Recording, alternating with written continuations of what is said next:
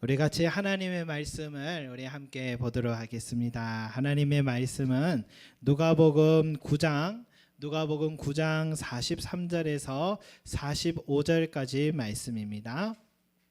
누가복음 9장 43절에서 45절까지 말씀입니다.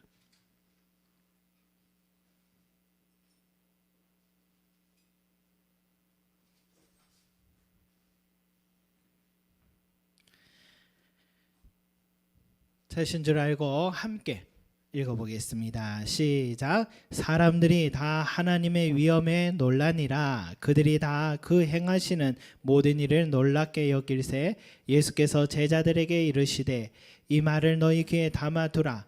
인자가 장차 사람들의 손에 넘겨지리라 하시되 그들이 이 말씀을 알지 못하니 이는 그들로 깨닫지 못하게 숨긴 바 되었습니다. 또 그들을 이 말씀을 묻기도 두려워하더라. 아멘. 여러분, 우리가 2020년 12월 중반쯤이었던 것 같아요. 중반쯤 우리 코로나19 우리 3차 대유행이 또 시작되었고 약 2달간의 우리 비대면 영상 예배를 드린 후에 2021년 들어와서 오늘 처음으로 이렇게 현장 예배를 드리게 됩니다. 여러분, 교회는 지난 1년 동안 대면 또 비대면 교차하면서 앞으로 무기한으로도 예배와 교제 또 사역들이 제 기능을 못하고 있으니까 여러 가지 아쉬운 부분들이 생기는 건 사실인 것 같아요. 말씀을 듣고 소그룹으로 모여서 성경 공부를 해야지만 또 하나님을 아는 지식도 자라가게 되고 믿음도 자라고 또 함께 떡을 떼고 나누는 교제 시간이 있어야지 서로에 대해 알아가고 정도 깊어지고 하는 것인데, 이렇게 하나님과 나와 이 수직적 관계 그리고 우리 성도 서로 간에 또 이 수평적 관계가 약해지고 있는 것은 사실인 것 같습니다. 그래서 이런 비대면 상황이 지속된다라는 것은 교회와 신앙생활에 있어서 그렇게 유익하지 못한 것은 또 인정해야 될 것 같습니다. 여러분, 교회만 그렇습니까? 제 친구 목사님이 한때는 카페와 교회를 같이 이렇게 운영한 적이 있는데, 카페는 교회가 자립하기 위한 방편이었어요. 복음 전하는 접촉점이기도 했는데요. 그런데 그때를 기억하면서 지금은 많은 생각이 변했다고 합니다. 요즘은 한 200만 원이라고 하면은 커피를 몇 잔을 팔아야 되나 이 생각이 더 든답니다. 커피 한 잔이 2,000원 정도 하면 1,000잔을 팔아야 200만 원을 벌 수 있다고 하는 거예요. 남의 주머니에 돈을 번다는 게 얼마나 어려운 일인지를 경험했다고 합니다. 이처럼 코로나 전에도 그렇게 어려웠는데 요즘처럼 우리 자영업자들은 말로 표현할 수 없는 어려움을 지금 시달리고 있다 할 수 있겠죠. 우리 학생들 어떻습니까? 처음에는 학교 가지 않는 상황이 믿기지도 않고 한편 편하기도 했습니다. 그런데 지난 1년 동안 초등학교부터 대학까지 영상 강의만으로 학생 시절을 보내고 있으니까 학교 현장에 대한 그 동경과 또 그리움이 생겨날 것 같아요. 안 그렇습니까? 예. 전과 같이 마스크 없이 선생님의 그 가르침도 듣고 싶고 친구들과 마스크 없이 뛰어놀고 싶고 또 학교 급식도 먹고 싶고 그럴 것 같아요. 학교에서 선생님과 나의 배움이라는 이 수직적 관계 또 나의 친구들과의 어울림이라 수평적 관계를 얻지 못한 아쉬움에 우리가 지금 있는 것 같습니다. 목사님은 왜 오랜만에 만나서 이런 무거운 얘기를 지금 하시냐 이런 생각도 할 수 있겠지만, 이 팍팍한 우리 현실의 자리를 우리가 지금 살고 있다라는 것을 생각해 보고 있습니다. 제가 왜 이런 얘기를 하냐면은 오늘 우리의 이야기이기도 하지만 오늘 예수님께서 지금 오늘 하시는 이 말씀이 꼭 이와 같이 무거운 이야기를 하셨다라는 부분에 있어서 한번 같이 공감해 보려고 이런 이야기 드렸습니다. 지금 분위기가 오늘 말씀 안에 이런 분위기가 어떤 분위기냐, 43절을 보니까 사람들이 다 하나님의 위엄에 놀라니라. 그들이 다 그 행하신 모든 일을 놀랍게 여길세라고 사람들이 지금 환호하고 기뻐하고 놀라는 그 상황이 지금 오늘 원래 말씀의 분위기예요. 분위기 정말 업되어 있습니다 지금. 왜냐하면 직전에 귀신 들린 아들을 낳게 하신 그 사건 때문도 있지만 그것만이 아닙니다. 그 43절에 그 행하시는 모든 일들 때문이었어요. 예수님이 행하신 모든 일들이 뭡니까? 9장부터 돌아 생각해 보면 5천 명을 먹이셨죠.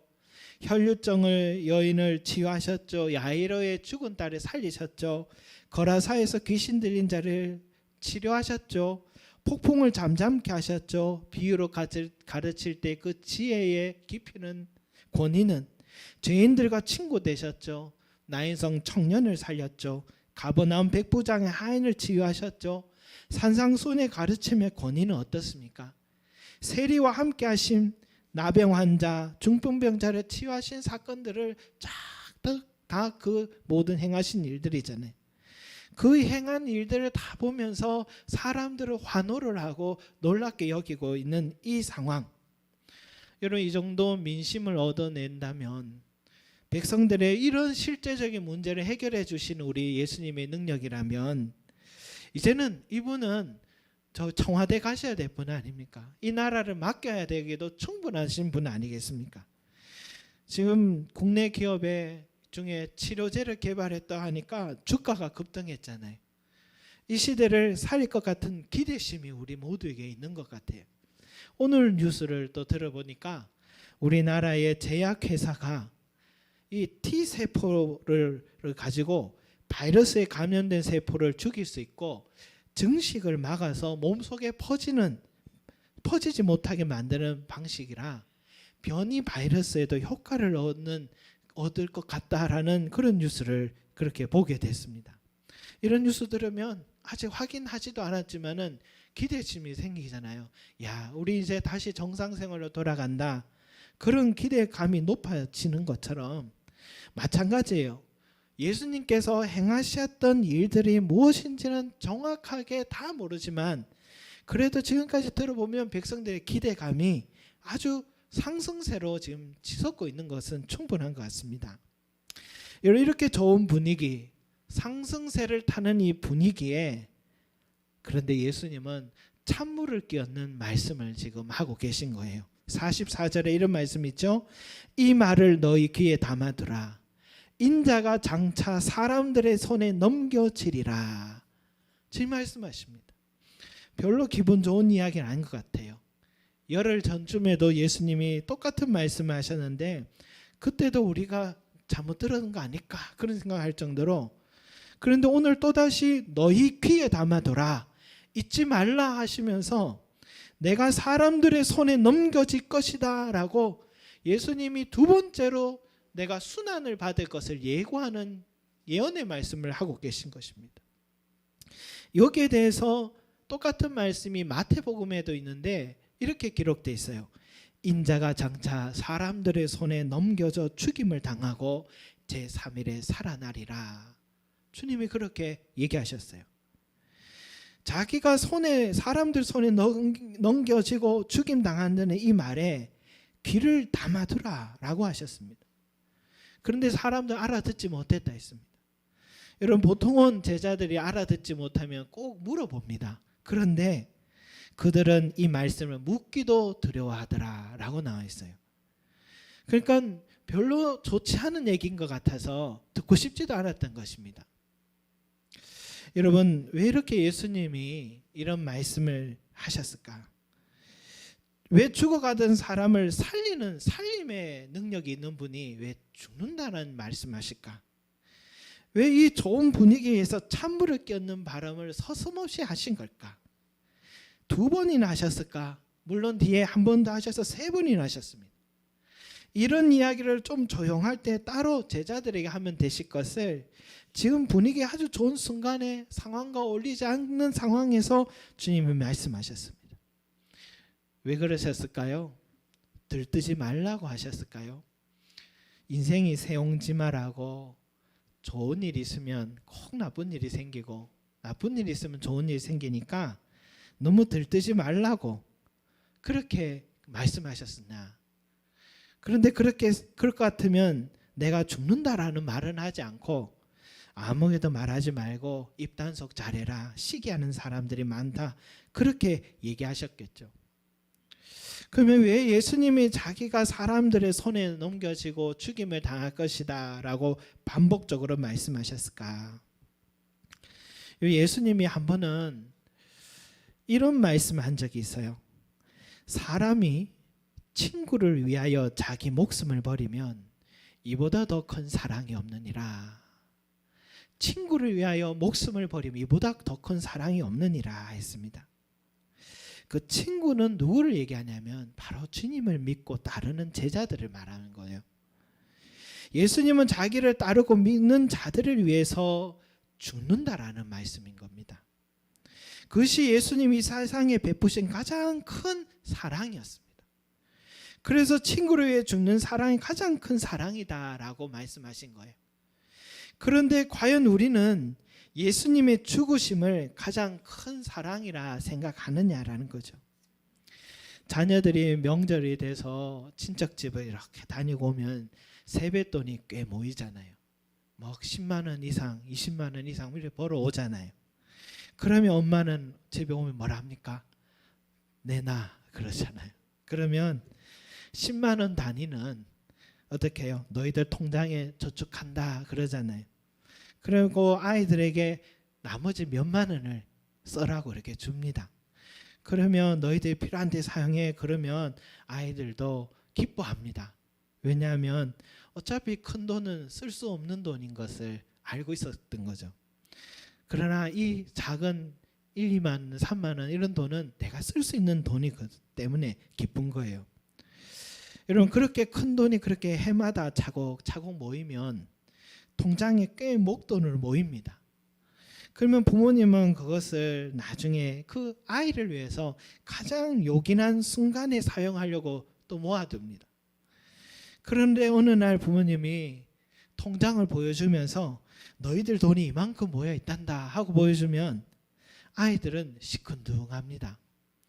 어차피 난 쓸 수도 없는 돈인 걸 이렇게 생각하기 때문이죠. 여러분 사람들이 놀라고 기뻐하는 것은 왜 그랬을까요? 지금 당장 예수님께서 행하신 그 일들 때문이었죠. 죽은 사람도 살리고 불치병도 낫게 해주고 내 인생에 이제는 여기가 막다른 골목이라 생각했는데 예수님 만나고 문제가 해결되었으니까 정말 죽어가던 나를 살려주셨으니까 예수님을 환호했습니다. 왜? 지금 오늘 나의 삶에 의미 있는 일을 행하셨기 때문에. 그런데 예수님이 죽을 것이다 라고 할 때는 듣는 둥 마는 둥 시큰둥 했습니다. 왜? 나와 무관한 일이라고 생각하기 때문이죠. 그런데 예수님의 입장에서는 그렇지 않았어요. 자신이 죽는다라는 것은 사람들에게 지금까지 행한 그 모든 기적들보다도 비교할 수 없이 더 값진 선물을 그들의 삶에 지금 베풀고 있는 것인데 그 사랑의 가치를 전혀 이해하지도 못하고 받아들이려고 하지 않는, 물으려고도 듣고 싶어도 하지 않는 그 제자들과 사람들의 모습이 예수님의 입장에서는 오히려 더 의아했던 것이죠. 여러분 진정으로 우리를 살리고 우리를 위한 가장 큰 사랑 선물은 예수님의 사실은 죽음에 있었습니다. 예수님께서 죽으심으로 죄인이었던 내가 의인이 됐고 종이었던 내가 예수님의 친구가 됐고 하나님의 자녀가 된 것입니다. 예수님이 죽으심으로 영원한 저주에서 영원한 생명으로 살아갈 자격을 얻게 된 것입니다. 예수님의 죽음이 아니면 결코 얻을 수 없는 선물이었어요. 예수님이 행하신 기적들 중에 가장 큰 기적이 예수님의 죽으심으로 인해 내가 살아난 기적입니다. 그래서 예수님은 자신의 죽음을 혼자서 되뇌인 게 아니라 몇 번이고 반복해서 들으라고 자신을 따르는 제자들에게 나는 사람들의 손에 넘겨질 것이고 죽임을 당할 것이다. 죽임을 당할 것이다. 죽임을 당할 것이다. 말씀하신 것입니다. 예수님의 죽음은 자신의 도덕적 책임 때문이 아니라 바로 우리를 살리기 위한 죽음이었다라는 것이죠. 그래서 이 말을 너희 귀에 담아둬라. 이 말을 너희 귀에 담아두라 하신 것입니다. 우리 한국 교회에 큰 어른이시라고 할 수 있는 홍정길 목사님이라는 분이 계세요. 그 목사님이 은퇴를 하셨어요. 은퇴를 하시고 이제는 다른 시간이 많아지니까 손주들과 시간을 보내는데, 이전에는 목회에 전념한다고 내가 내 자식들과도 놀아줄 시간이 전혀 없었는데, 이제는 손주들과 노는 그 시간이 너무너무 행복했대요. 그리고 그 손주들이 얼마나 사랑스러운지 어느 날 손주랑 놀다가 그 손주를 보면서 혼자서 자기도 모르게 이런 말을 했대요. 너가 너무 사랑스러워서 너를 위해 죽을 수도 있겠다. 너가 너무 사랑스러워서 너를 위해 죽을 수도 있겠다. 그런 말을 자기도 모르게 하더래요. 그러면서 일평생 늘 설교하시면서 하나님이 세상을 이처럼 사랑하사 독생자를 주셨으니, 하나님이 세상을 이처럼 사랑해서 독생자를 주셨으니 라는 이 말씀을, 이 설교를 수도 없이 했는데, 그 손주를 위해서 죽을 수도 있겠다 하는 이 사랑의 감정을 느끼니까 은퇴하신 후에야 하나님께서 하셨던 그 우리를 사랑해서 독생자를 주셨다는 그 말씀이 은퇴하신 후에 그 사랑이 어떤 것인지를 조금이나마 느끼게 되었다라고 고백을 하신 게 들었습니다. 여러분, 지금 예수님 우리 향해서 사랑 고백을 하고 계신 거라 할 수 있겠죠. 이 말을 꼭 귀에 담아둬라. 이 말을 마음에 꼭 잊지 말아다오. 나는 너를 너무 사랑해서 너를 위해서 죽을 수도 있다. 내가 너를 위해서 죽으려고 이 땅에 왔단다 하면서 오늘 주님께서 그 제자들과 우리들에게 말씀하신 것입니다. 저는 요즘 늘 흥얼거리는 노래가 있어요. 찬양이 아닙니다. 조용필 씨가 불렀던 꿈이라는 노래예요. 사람들은 저마다 고향을 찾아가네. 나는 지금 홀로 남아서 빌딩 속을 헤매다 초라한 골목에서 뜨거운 눈물을 먹는다. 저기 저 별은 나의 마음 알까? 나의 꿈을 알까? 괴로울 땐 슬픈 노래를 부른다. 슬퍼질 때는 차라리 나 홀로 눈을 감고 싶어. 고향의 향기 들으면서. 여기까지 부르겠습니다. 여러분, 기타 치고 부르려 하다가 참고 있습니다. 여러분, 이 노래를 부르는 원래는 지금 요즘 노래 대회 프로그램 통해서 알게 된 건데, 다시 노래를 부른 도영필 씨 노래를 들어보게 됐어요. 이분이 부르다가 중간에 이 가사를 부르다가 눈물이 왈칵 쏟아져서 노래를 더 못 부르는 그런 장면이 나왔는데, 그때가 어머니께서 그해 돌아가신 때라고 그러더라고요. 여러분, 이 노래 가사를 짓게 된 이유가 그 당시에 농촌에서 도시의 꿈을 꾸고 올라온 청년들이 참 많았던 시절에 사람들이 다 그 꿈을 꾸고 큰 바다에 항해를 하려고 목표를 이뤄내려고, 그리고 나름 목표도 이뤄냈어요. 그리고 내 인생에 그곳에 행복을 줄 것이라 그래 생각을 했대요. 그런데 지나보니까 그곳이 내 인생의 숲이었는지 늪이었는지 잘 모르겠다는 이 인간의 참 실존적인 그 허상, 그걸 정직하게 담아둔 노래 같았습니다. 그 화려한 도시 속에서 더 많은 사람들 속에서 그 더 인간이 철저한 고독감을 느끼는 그런 마음. 저도 지방에서 올라와서 그런지 이 노래가 그렇게 와닿더라고요, 여러분. 솔직히 그렇잖아요. 누가 내 사정 압니까? 누가 나 홀로 눈물 흘릴 때 닦아주는 사람이 있습니까? 저 사람이면 내 마음 알아주겠지 하고 가서 친구도 사귀어보고 또 결혼까지도 해보잖아요. 그런데 우리 마음을 채우지 못하는 공허함은 어떻게 할 수가 없습니다.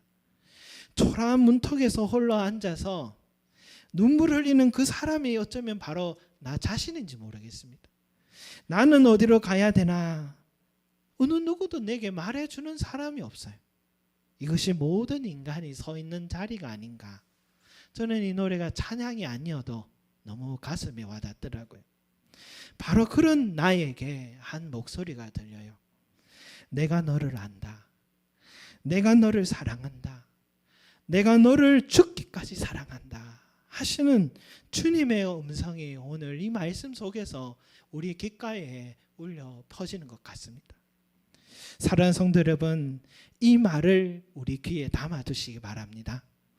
내가 너를 죽을 만큼 사랑한다 하는 주님의 음성을 마음에 꼭 담아주셔서 나는 혼자인 것 같으나 늘 주님의 나와 함께 하셨고, 사실은 나는 혼자 지금 그 모든 인생의 길을, 어려운 일들을 해결한 것 같으나 실은 주님이 내 앞에 놓여 있는 모든 일들을 먼저 해결해 주셨다는 것을, 그리고 앞으로도 어떻게 살아가야 하나 막막하면서도 나를 위해 죽을 만큼 사랑하신 분께서 내 앞에 놓여 있는 그 삶도 책임져 주실 것은 틀림없는 사실임을 믿으시기 바랍니다. 그래서 우리 그리스도인들은, 저와 여러분들은 이 세상에서 홀로 남겨진 고독한 사람이 아니라 이 세상에서 가장 큰 주님의 사랑을 받은 행복한 사람임을 잊지 마시기 바랍니다. 누군가 나를 위해 죽을 수 있다. 여러분, 인생에 내가 죽었을 때 누군가 나를 위해 눈물을 흘려줄 사람이 있는 것도 잘 살았고 사랑받았다고 생각하는데, 누군가 나를 위해 죽을 수 있는 사랑을 받은 사람이라면 그 사랑만큼 그 행복하고 큰 사랑받은 사람이 세상에 어디 있겠습니까? 여러분, 주님이 죽기만 하셨습니까? 다시 부활의 몸으로 살아나셔서 부활의 주님께서 늘 나와 함께 하시고 내 길을 인도해 주시고 내 인생 마지막까지 책임져 주시고 죽음 넘어서는 이제 주님의 품에 안겨 영원히 주님과 살아가는 축복을 얻은 저와 여러분들임을 믿으시기 바랍니다. 사람들의 손에 넘겨져 죽임을 당할 것이다 라고 말씀하신 것은 바로 세상에서 나를 가장 사랑한다는 주님의 사랑의 표현임을 믿으시기 바랍니다. 그리고 여러분, 사람이 친구를 위해 죽을 수 있는 게 가장 큰 사랑이라고 말씀하실 때에, 여러분 그 앞절에 여러분 사실은 주님 뭐 때문에 이런 말씀하셨냐면 한번 찾아봅시다. 요한복음 15장 12절 말씀입니다. 요한복음 15장 12절 말씀입니다. 친구를 위해 죽을 수 있는 사랑이 가장 큰 사랑이라고 말씀하실 때 그 앞에 뭐 때문에 이렇게 사랑하셨느냐 말씀하셨느냐. 요한복음 15장 12절 말씀입니다. 우리 함께 읽겠습니다. 시작. 내 계명은 곧 내가 너희를 사랑한 것 같이 너희도 서로 사랑하라 하는 이것이니라. 아멘. 여러분, 내가 주님의 그 큰 사랑을 받은 사람임을 깨달은 사람이라면 우리는 반드시 오늘 이 주님의 요구에 응답할 책임도 같이 지게 됩니다. 바로 내 형제를 사랑하라 라는 것입니다. 내가 너희를 사랑한 것 같이 너희도 서로 사랑하라. 오늘 우리가 아까 전에 읽었던 교동문 요한일서 1장 4절에도 이런 말씀이 있잖아요. 사랑하는 자들아, 하나님이 같이 우리를 사랑하셨은즉 우리도 서로 사랑하는 것이 마땅하도다 라고 말씀하셨어요. 주님이 여러분 우리를 어떻게 사랑하셨다고요? 죽기까지 사랑하셨어요. 내 형제를 향해 죽기까지 사랑하라 라는 우리에게 요구를 하고 계십니다. 누가 내 형제입니까? 나의 도움이 필요한 그 사람, 나의 사랑과 관심이 필요한 그 사람이 내 형제잖아요. 내 마음에 늘 생각나는 떠나지 않는 그 사람 내 형제잖아요. 그 사람 잊으려고 해도 잊혀지지 않는 것은 주님이 나에게 붙여준 사람이기 때문이죠. 그 사람이 내 형제고 내 이웃이어서 그 사람을 죽기까지 사랑하라라는 것입니다. 여러분, 죽기까지 사랑한다는 게 어떤 일일까요? 그 사람이 나에게 잘못했다고 말할 때까지 나는 절대로 말하지 않겠다. 내가 그만큼 했으면 그 사람도 요만큼은 해야지. 요 정도는 제스처를 취해야지. 그때 나도 손 내밀어야지. 그게 도리가 아닌가 라며 우리는 아직도 죽지 않은 자아가 있습니다. 죽기까지 사랑한다라는 것은 그 자존심도 그런 내 인생의 원칙도 내려놓고 내가 먼저 손 내미는 것, 먼저 다가가는 것. 어떻게 보면 세상으로 보면 바보 같고 손해보는 것 같은데 내가 죽는 것 같은데도 주님은 오늘 우리에게 내가 너희를 위해 죽었던 것처럼 너희도 죽기까지 서로 사랑하라고 말씀하고 계신 것입니다. 여러분, 이 말을 꼭 귀에 담아두시기 바랍니다. 주님이 나를 너무너무 사랑한다는 그 음성을 꼭 마음에 두시고 나를 죽기까지 사랑하신다는 그 음성을 마음에 꼭 담아두시고 이제는 마음의 문을 열고 이제는 주님께서 나에게 베푸시는 그 사랑과 은혜를 누리시기 바랍니다. 그 사랑의 품에 이제는 안겨서 편안함으로 살아가시기 바랍니다. 걱정 말고 하지 말고 살아가시기 바랍니다.